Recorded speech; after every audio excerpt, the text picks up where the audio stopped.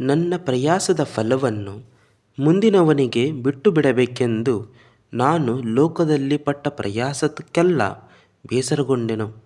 ಅವನು ಜ್ಞಾನಿಯೋ ಮೂಢನೋ ಯಾರಿಗೆ ಗೊತ್ತು?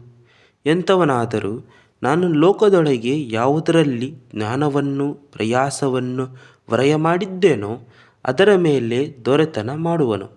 ಇದು ವ್ಯರ್ಥ.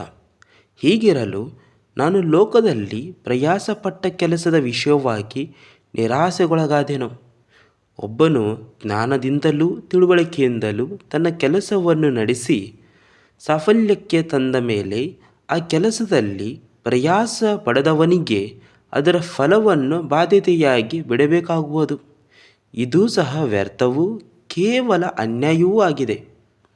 ಲೋಕದಲ್ಲಿ ಮನುಷ್ಯನು ಹೃದಯಪೂರ್ವಕವಾಗಿ ಪಡುವ ಪ್ರಯಾಸದಿಂದ ಅವನಿಗೆ ಲಾಭವೇನು? ಅವನ ದಿನಗಳೆಲ್ಲ ವ್ಯಸನಮಯವೇ, ಅವನ ಕೆಲಸವೂ ತೊಂದರೆಯೇ.